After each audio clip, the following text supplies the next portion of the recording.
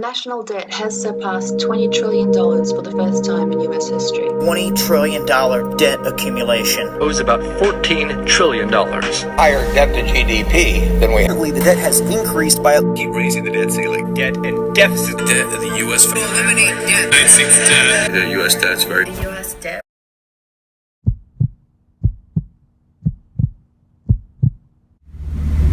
A huge concern for the future and our generation is national debt and deficit. We're proposing the argument that can U.S. deficit and debt be solved without increases in taxes? I believe that an efficient way to solve U.S. deficit and debts is by increasing taxes. Brian and I feel that increasing taxes is an ineffective way of solving or reducing U.S. debt.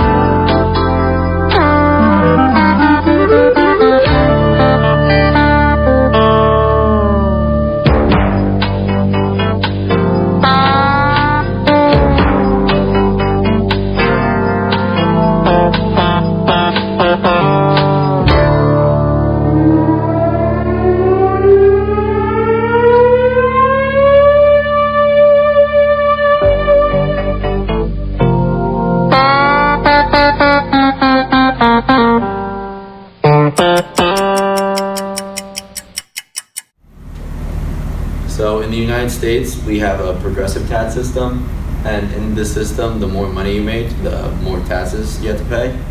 And there's different tax brackets.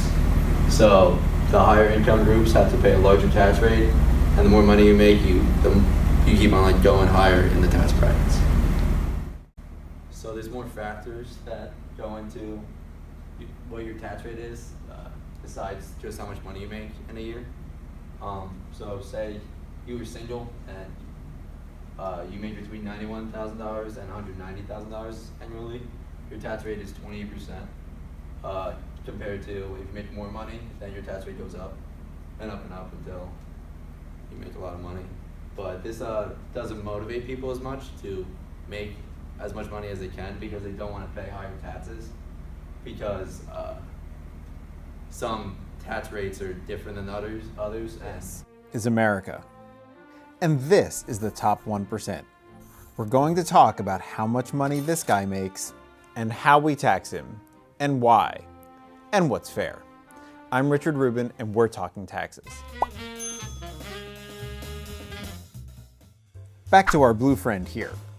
Maybe he's a doctor, maybe he's a hedge fund manager, maybe he's a professional athlete or a CEO.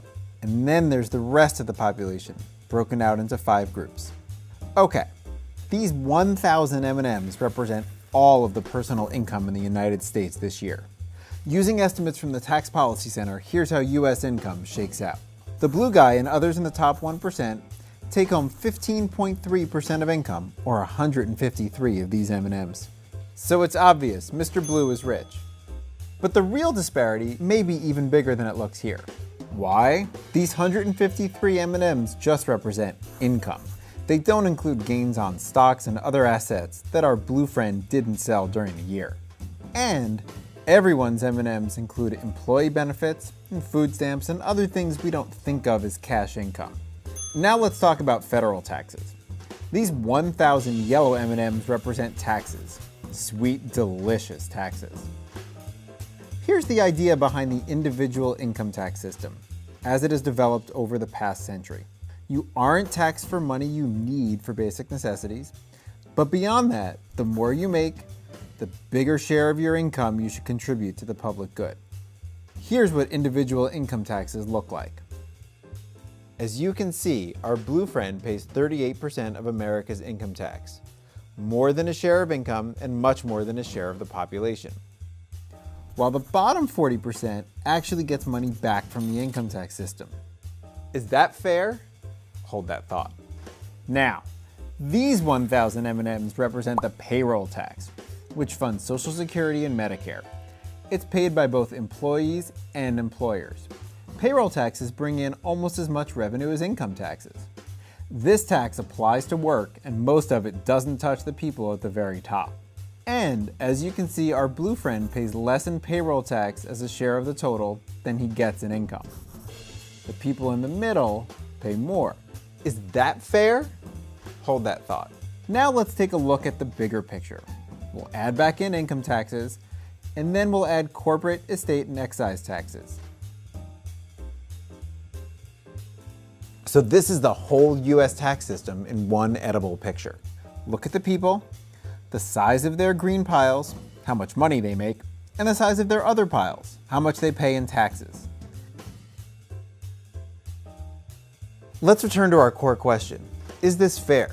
So this is where it gets tricky and political. Fairness can be defined in lots of different ways. Would it be more fair for everyone to pay taxes exactly in line with their income?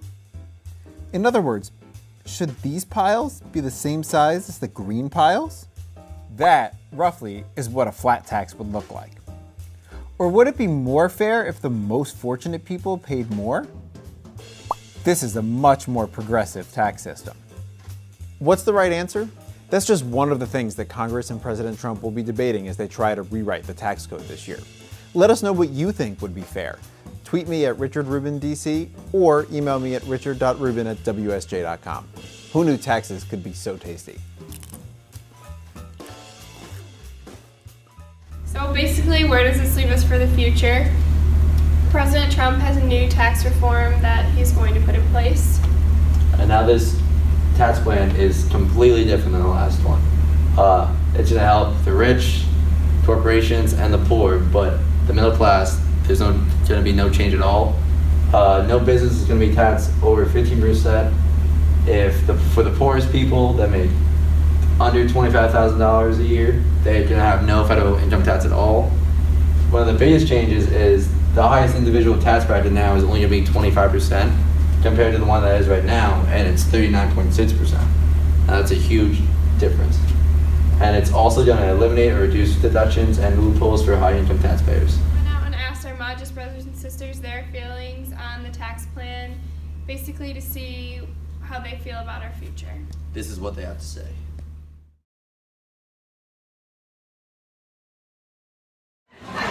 Raising taxes would be an inefficient way to eliminate whatever your question. Wait, what's the question? Debts and deficits.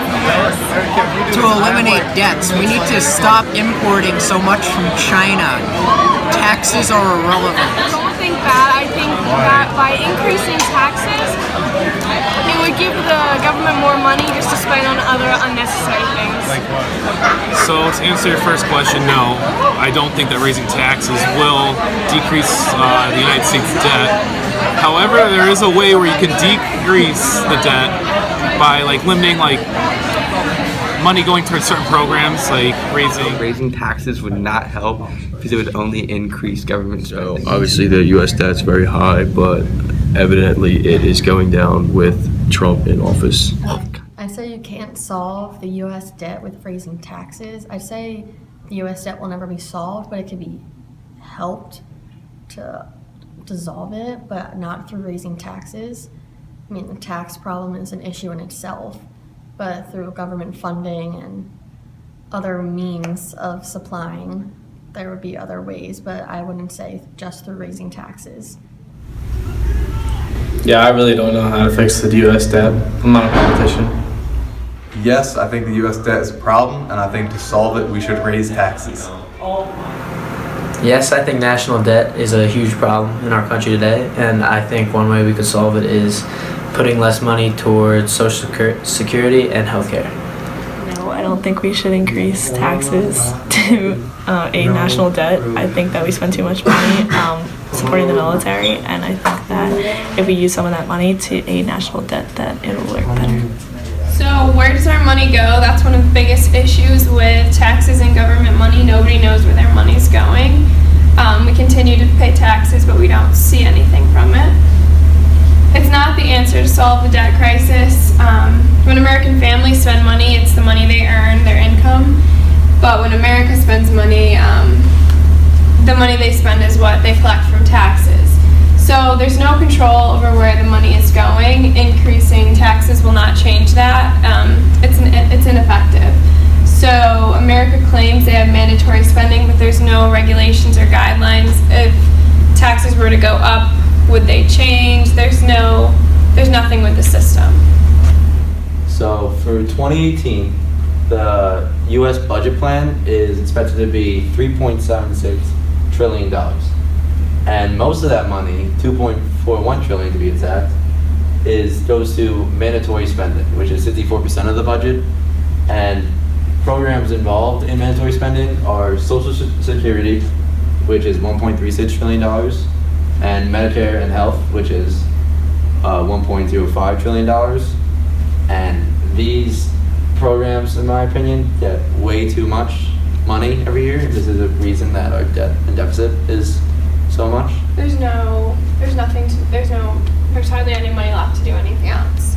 But there's discretionary spending, which is where all of the rest of the money goes, but national defense, education, technology, housing, foreign aid, all of that stuff, there's such bigger issues that also affect people with more money in these programs or elsewhere.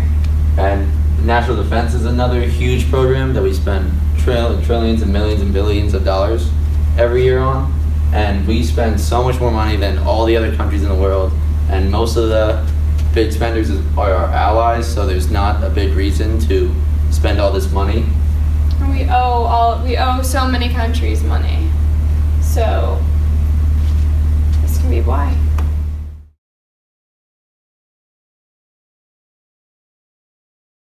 Some of the largest causes for deficit and debt in the U.S., starting with the Bush-era tax cuts, this caused a lot of controversy just because basically his idea was to cut taxes and gain money in other areas, and that failed to do so, so therefore he was forced to borrow money, which caused more deficit in the U.S. Another problem was 9/11 and the idea of war on terror, so therefore a lot of money was spent in Iraq and Afghanistan, so the military was getting a lot of money. Another problem is mandatory spending. Right now it's exceeded $2 trillion, and this actually forces the government to spend more money, but that's why we need taxes involved. If we increase taxes, then the government will have that money to be able to spend instead of borrowing money, causing deficits.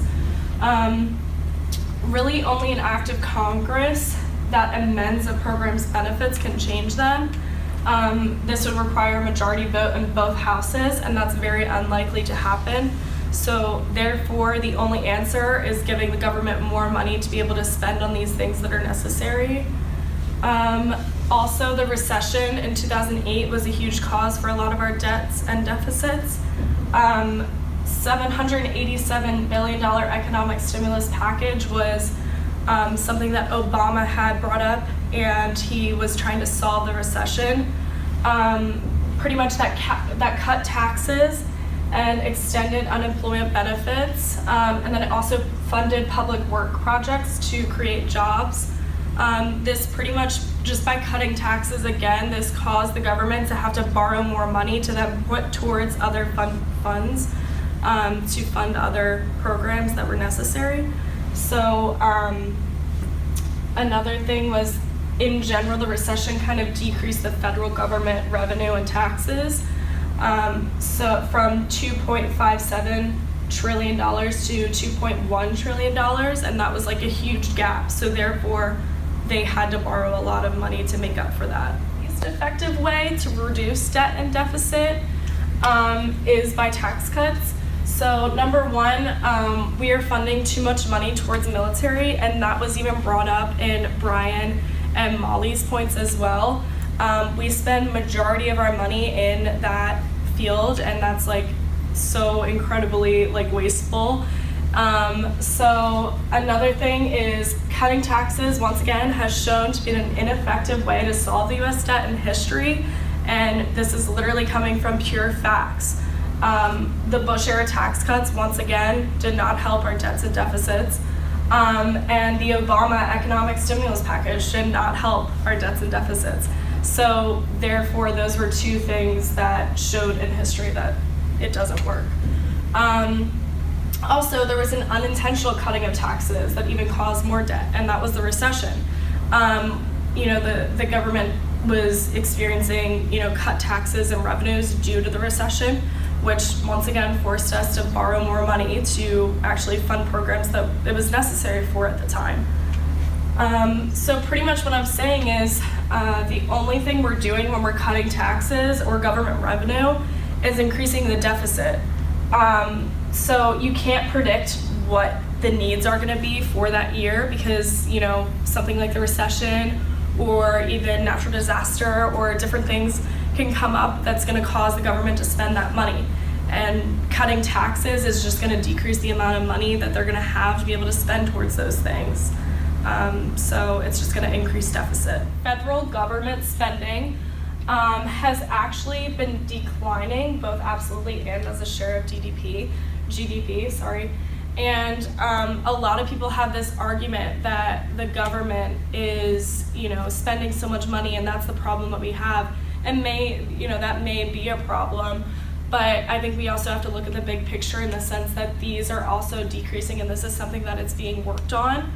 And I think, once again, the answer is not about decreasing taxes. I think it's increasing taxes and showing them the programs that are necessities in this sense. Like I said, the main challenge is not eliminating debts and deficits, but strengthening our economy. And by cutting government spending, that's really not going to help us strengthen our economy.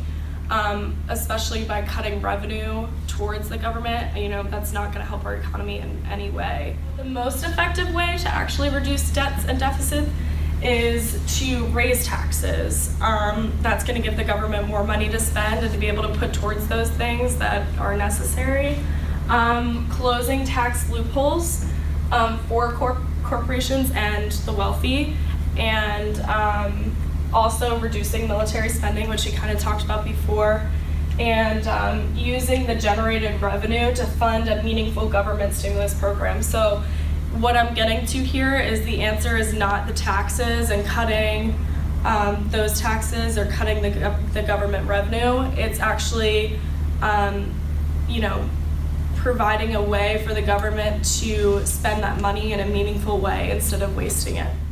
This graph here is a pure example. This is actually found from 2012 research, but it's just kind of showing that over time the government has kind of increased their spending when it was necessary, and it says that the shaded areas indicated are actually our recessions. So therefore the government spending money was 100% necessary in that aspect, but as it continues, you can see up top that the government spending has actually been decreasing. So therefore, giving them more money to put towards those programs is necessary. Regardless of your opinion on if increasing taxes is going to help resolve the U.S. deficit and debt, it is a huge problem within the United States. This problem needs to be solved sooner rather than later. Although you may not feel that national debt is at its tipping point, when U.S. dollars start to lose their value, you'll know you'll be affected.